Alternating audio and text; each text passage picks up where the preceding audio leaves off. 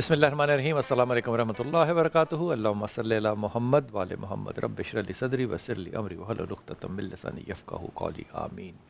ہمارے استاد پروفیسر صاحب کہا کرتے تھے کہ جس مجلس میں یہ دعا نہ پڑھی جائے اللہ تعالیٰ جو ہے وہ حکمت اور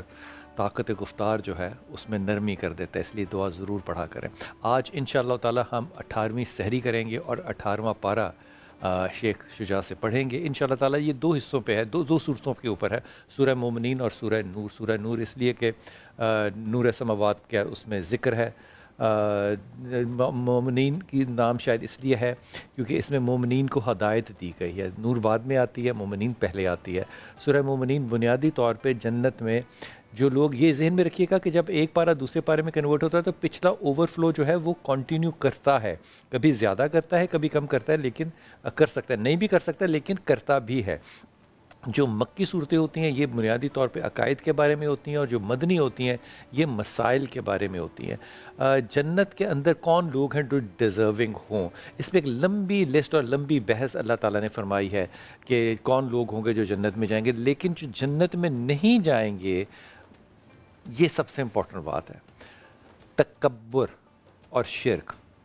ماں باپ کی نافرمانی، نشتہ، یہ لوگ جنت میں نہیں جائیں گے۔ اب ان تینوں چیزوں کا تعلق نہ نماز سے ہے، نہ روزے سے ہے، نہ زکوٰۃ سے ہے، نہ آپ کی خیرات سے، کسی سے نہیں ہے۔ اگر آپ کی وجہ سے کوئی فیل کرتا ہے کہ وہ لیسر ہے، یہ آپ کا تکبر ہے۔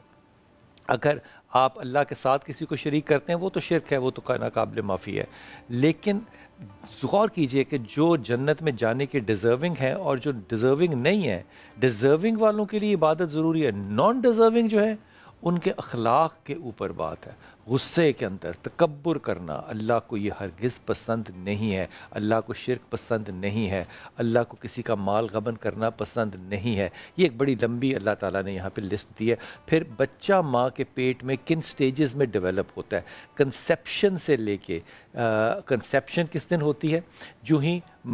باپ اور ماں کا نطفہ ملتا ہے، کنسیو ہوا، اس سے لے کے پیدائش تک کے جتنی سٹیجز ہیں، اب یہاں پہ میں پروسیس کی بات نہیں کر رہا، سٹیجز کی بات کر رہا ہوں۔ اللہ تعالیٰ نے ان سٹیجز کے نام دیے جو کہ دنیا میں سائنسدانوں نے 19ویں صدی کے آخر میں آ کے جو ہے وہ ڈسکور کیے۔ ایک سٹیج ایسی تھی جو کہ ڈسکور 20ویں صدی کی ابتدا میں ہوئی۔ اللہ تعالیٰ کے یہ معجزات ہیں۔ پھر انبیاء کے قصے ہیں جس میں حضرت نوح، ہود، حضرت صالح علیہ السلام، حضرت موسیٰ، ہارون، عیسیٰ، سب کے چھوٹے چھوٹے ذکر ہیں۔ اب یہ ذہن میں رکھیے گا کہ جب بھی حضرت عیسیٰ، حضرت ہارون کے ہم قصے زندگی کے بتاتے ہیں تو یہ مختلف آیات میں چھوٹے چھوٹے ٹکڑے ہوتے ہیں جن کو پھر اکٹھا کرتے ہیں۔ تکرار کے ساتھ جو ہے یہ کم جگہوں پہ، شاید ایک آدھ جگہ پہ پچھلی آیتوں میں آپ سے عرض کیا تھا کہ وہ اتنا لمبا ذکر جو ہے وہ حضرت یوسف علیہ السلام کا آیا تھا۔ پھر مسلمانوں کے اختلافات کی بات کی ہے اور پھر ان کو حل دیا ہے، اور حل صرف ایک ہی ہے، سرنڈر ود لاجک، منطق کے ساتھ سرنڈر کرنا۔ اور اختلاف کی وجوہات کیا ہیں؟ لوگ ایک دوسرے کو نیچا دکھانا چاہتے ہیں اور اپنے کو اور اپنے بتوں کو، وہ چاہے اندر کے بت ہوں چاہے باہر کے بت ہوں، ان کو بڑا کرنا چاہتے ہیں۔ سرکشی کے اسباب پہ دیکھیے خدا تعالیٰ نے جو ہے وہ باقاعدہ اس پہ بحث کی ہے۔ اور دنیا میں جب روز قیامت ہوگا، قبر سے نکالا جائے گا تو پوچھا جائے گا بلال کتب صاحب آپ کتنی دیر دنیا میں رہ کے آئے؟ وہ یہ نہیں کہیں گے جناب میں تو 100 سال وہاں پڑا رہا، خواہش تو میری 200 سال کی تھی۔ وہ کہے گا ایک دن یا شاید اس کے قریب کا کوئی وقت، آدھا ادھر یا آدھا۔ سوچئے ذرا کہ یہ زندگی اتنی ہے، ایک بلبلے کی اتنی ہی یاد ہوگی جتنی کہ ایک دن کی ہو سکتی ہے۔ پھر سورہ نور کی ابتدا ہوتی ہے، اور حضرت مجاہد رضی اللہ کہا کرتے تھے کہ مردوں کو سورہ مائدہ اور عورتوں کو سورہ نساء ضرور پڑھنی چاہیے۔ آپ کو بھی یہ نصیحت ہے کہ آپ اپنے بچوں کو، مردوں کو، لڑکوں کو سورہ مائدہ، سورہ نساء بھی پڑھائیے، سورہ مائدہ ضرور پڑھائیے، لیکن بچیوں کو بھی سورہ مائدہ پڑھائیے اور سورہ نساء ضرور پڑھائیے، کیونکہ اس میں احکامات ہیں۔ مثال کے طور پہ دیکھیے زنا کی سزا کیا ہوگی۔ اب زنا کی سزا کو پھر تقسیم کیا ہے کہ شادی شدہ کی زنا کی سزا کیا ہوگی اور غیر شادی شدہ کے زنا کی سزا کیا ہوگی، کیونکہ دونوں زنا کے اندر حالات جو ہیں وہ بدل گئے ہیں۔ پھر کسی کی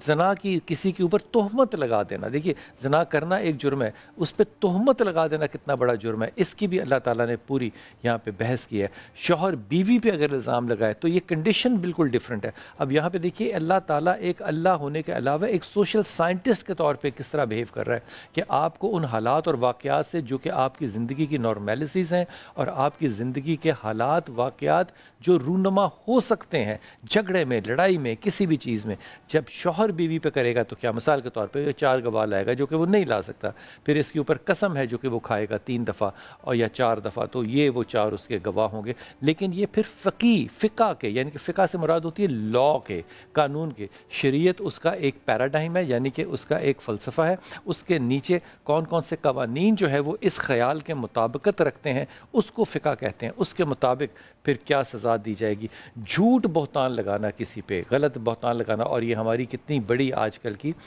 خوبی ہے کہ ہم لوگوں کی بیٹھ کے محفلوں میں بلا وجہ باتیں کرتے ہیں۔ گھر میں داخل ہونے کو میں کہتا ہوں رب کے صدقے جائیں، گھر میں داخل ہونے کے آداب بھی بتا دیے، آواز دے کر جانا ہے تاکہ آنے والی کو پتہ ہو کہ میرا شوہر آ رہا ہے، بتا کر جانا ہے، چھاپا نہیں مارنا گھر پہ، وہ تیار ہو کے بیٹھے آپ کو ویلکم کرے، گھر کی پچھلی دیوار سے نہیں جانا، آپ نے گھر کی اگلی دیوار سے جانا ہے۔ اس میں کہتا ہوں اگر آپ کی نیت بد نہ ہو، میں آپ کا لفظ میں غلط استعمال کر گیا، اگر ہماری نیت بد نہ ہو، ہماری بھی چھوڑ دیجیے، اگر میری نیت بد نہ ہو تو خدا کی قسم اتنی باریک بات کے اوپر ہی آپ کو اللہ کو رب تعالیٰ مان لینا چاہیے۔ وہ گھر میں داخل ہونے کے آداب تک آپ کو پیش کر رہا ہے، یہ ادب ہے آنے کا، کیونکہ وہ خاتون جو گھر میں ہے، جو بچے ہیں، وہ آپ کے لیے بڑے اہم ہوں گے۔ پھر نظر کو جھکانے کا، عورت کو پردے کا بعد میں کہا، او خدا کے واسطے مردوں سمجھ لو اس بات کو، خدا کے واسطے سمجھ لو میرے بھائیوں، اللہ کہتا ہے پہلے تم اپنی نظر نیچے کرو، بعد میں جو باقی کلیمز ہیں نا، جو 8 مارچ کی آپ کی بحث چلتی وہ بعد میں ہوگی، لیکن پہلے اپنی نظر نیچے کرو۔ لونڈی اور غلام کے حقوق جو ہیں، وہ جو مال غنیمت میں لوگ آتے ہیں یا آیا کرتے تھے، اب تو نہیں، خیر ان کے حقوقوں کے اوپر بھی بات کی۔ حرام معاش کا اتنا زبردست ذکر کیا ہے، خدا کی قسم کہ آپ اگر پڑھ لیں تو رونگٹے کھڑے ہو جائیں گے۔ پھر پردے کا ذکر کرتے ہوئے جوان اور بوڑھے میں فرق کیا ہے، جوان عورت کا پردہ کس طرح کا ہوگا، بوڑھی عورت آپشنل ہے، کرنا چاہے تو کر لے، لیکن اس کو اللہ تعالیٰ نے کتنی سہولت دے دی کہ اب تم اس عمر کے حصے میں پہنچ گئی ہو کہ تمہاری زینت نہیں ہے، ظاہری زینت نہیں ہے، اللہ نے اس کو کتنی آسانی دی۔ میں کہتا ہوں یہ آپ 18واں پارہ پڑھ لیں، اور اگر اس کے بعد بھی ایمان تازہ سوشیولوجی کے طالب علموں کا نہیں ہوتا تو پھر روز قیامت ہی ملاقات ہوگی۔ شیخ شجاع سے آج کا سبق لیتے ہیں۔